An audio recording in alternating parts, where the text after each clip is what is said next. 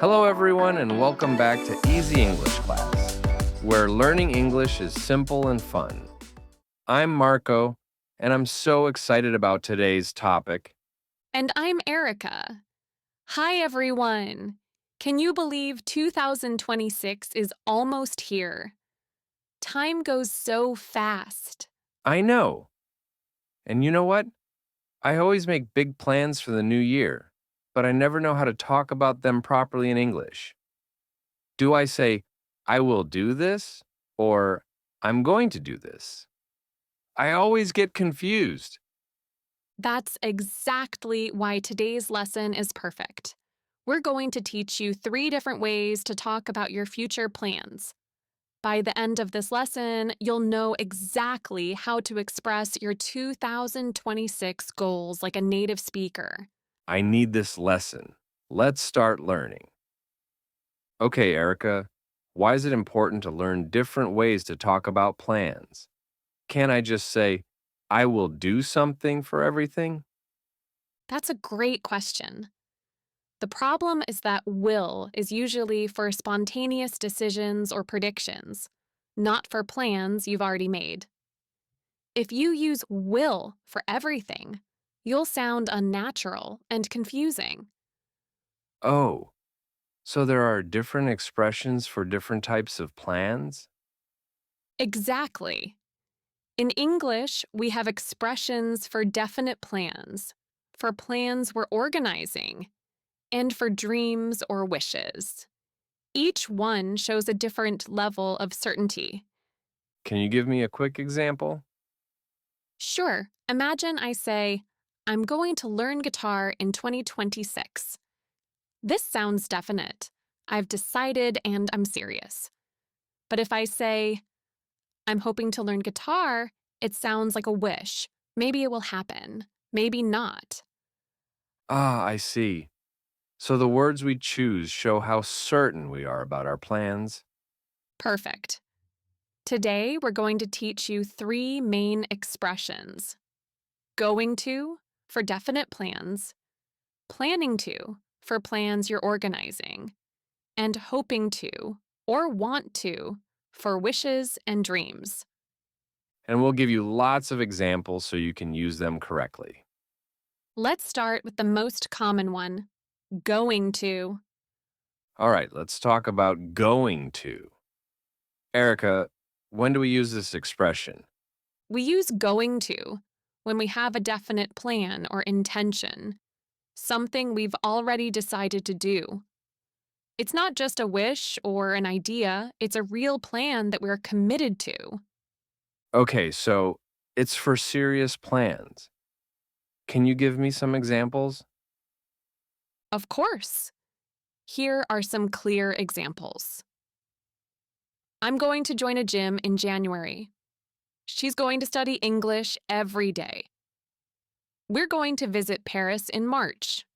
They're going to buy a new car. He's going to start a new job next week. See how these all sound definite and decided? Yes! They don't sound like maybes, they sound like real plans. Let me try. I'm going to wake up early every day in 2026. How's that? Perfect. That sounds like a strong decision. Now, let me share my real plan for 2026. I'm going to exercise 4 times a week. I've decided this is important for my health, so I'm committed to it. 4 times a week? That's serious. I'm going to learn to play guitar. I've already looked at courses online, and I'm going to start in January. Excellent. Now, here's the structure everyone needs to remember: subject plus am is are plus, going to plus base verb. For example, I am going to study. Not I going to study and not I am going to studying. That's important.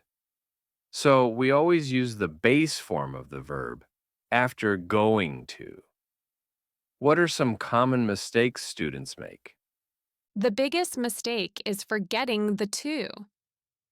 Students say, I'm going to learn English, instead of I'm going to learn English. Always remember that little word. And another mistake is using the wrong verb form, right? They say, I'm going to learning instead of I'm going to learn. Exactly. Always use the base verb. Now, let's practice making negative sentences. If you're not going to do something, you say, I'm not going to. For example, I'm not going to eat fast food anymore, or she's not going to work on Sundays. Perfect. And for questions, we switch the subject and am is are. Are you going to travel in 2026? Is he going to study medicine? Are they going to move to a new house? Great examples. Now let's move to the second expression, planning to. Now let's talk about planning to. This is a bit different from going to. Marco, can you guess the difference? Let me think. Planning to sounds like you have a plan, but maybe you're still working on the details. Exactly right. Planning to means you have an intention and you're organizing it, but it's not 100% certain yet. Maybe you need to check some details, save money, or arrange your schedule first. Oh, I see. So it's less definite than going to? Yes. Let me give you examples. I'm planning to take a cooking class. This means I want to do it. I have the idea. But maybe I haven't signed up yet. She's planning to travel to Japan. This means she wants to go, but maybe she hasn't booked the tickets. That makes sense. Here are more examples. We're planning to move to a bigger apartment. He's planning to learn Spanish. They're planning to start a business. These all sound like good intentions that are still being organized. Perfect examples. Let me share a real plan. I'm planning to read 24 books in 2026. That's 2 books per month. I haven't made my book list yet, but I'm working on it. That's a great goal. I'm planning to take guitar lessons online. I found some good websites, but I need to choose which course to buy. See, these are perfect uses of planning to. We have the intention, we're preparing, but we're still organizing the details. Now, the grammar structure is subject plus am is are plus planning to plus base verb. So it's similar to going to. We still use the base form of the verb after planning to. Common mistakes? Yes? Students forget the to again. They say, I'm planning learn instead of I'm planning to learn. And they sometimes use the wrong verb form, like I'm planning to cooking instead of I'm planning to cook. Got it. Always include to and always use the base verb. Can we make questions with planning to? Of course. Are you planning to do anything special in 2026? Is she planning to change jobs? Are they planning to get married? These are all natural questions. Wonderful. Okay, now let's talk about dreams and wishes. Now let's learn about hoping to and want to. These are for dreams and wishes, right, Erica? Exactly. We use these expressions for things we desire or wish for, but they're not as certain as plans. They're more like dreams or goals that might happen if everything goes well. Can you give me clear examples? Sure. I'm hoping to visit 3 countries in 2026. She's hoping to get a promotion at work. They're hoping to buy a house. He wants to learn to cook. We want to save more money.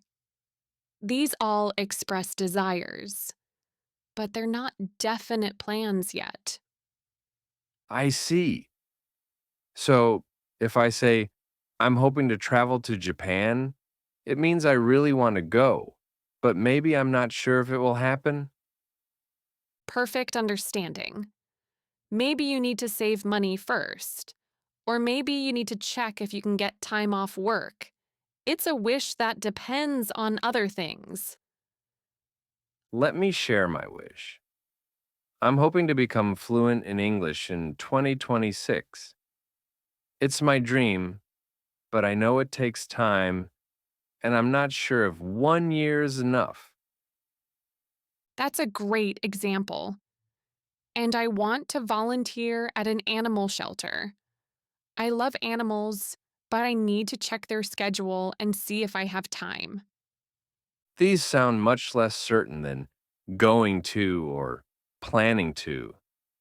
What's the grammar structure? For hoping to, subject plus am as are plus hoping to plus base verb. For want to, subject plus want, wants to plus base verb. Examples: I'm hoping to travel. I want to learn. She wants to start a business. And the same rules apply. Don't forget the to and use the base verb. Exactly. Now let's compare all three. I'm going to join a gym. Definite decision. I'm planning to take yoga classes. Organizing the details. I'm hoping to lose 10 kilos. Wish depends on many things. See the difference in certainty? Perfect. That makes everything so clear. Okay, everyone, let's review. We learned 3 ways to talk about 2026 plans. Number one, going to for definite plans you've already decided. Example, I'm going to learn guitar in January. This is decided and certain. Number 2, planning to for plans you're organizing and preparing. Example, I'm planning to read 24 books next year. You have the intention, but you're still working on details. Number three, hoping to or want to for wishes and dreams that aren't certain yet. Example, I'm hoping to travel to Japan or I want to become fluent in English. These are desires that might happen. Perfect summary. Now here's your homework. Think about your plans for 2026 and write 3 sentences, one with going to, one with planning to, and one with hoping to. And here's our challenge. In the comments, tell us one plan you have for 2026. Start your sentence with, I'm going to, or I'm planning to, or I'm hoping to. For example, you can write, I'm going to practice English every day, or I'm planning to travel to a new country, or I'm hoping to get my dream job. We'll read every comment. We love hearing about your plans and dreams. Remember, it's okay to have all 3 types of plans, some definite, some in progress, and some dreams. That's normal. Wow, Erica, we covered so much today. I feel much more confident about talking about my 2026 plans. Me too. Now you know exactly which expression to use depending on how certain you are about your plans. Remember, going to is the most definite, planning to is in the middle, and hoping to or want to is for wishes. And don't forget the common mistakes. Always include to after these expressions, and always use the base form of the verb. Perfect reminder. So, everyone, tell us in the comments, what's one thing you're going to do in 2026? What are you planning to do? What are you hoping to achieve? We're so excited to hear about your goals. And don't forget to subscribe to Easy English Class for more useful lessons. Hit the like button if this helped you. Share this with friends who are planning their 2026. We wish you an amazing 2026 full of success and happiness. Thank you for being here. Good luck with all your plans. Bye, everyone. See you next time.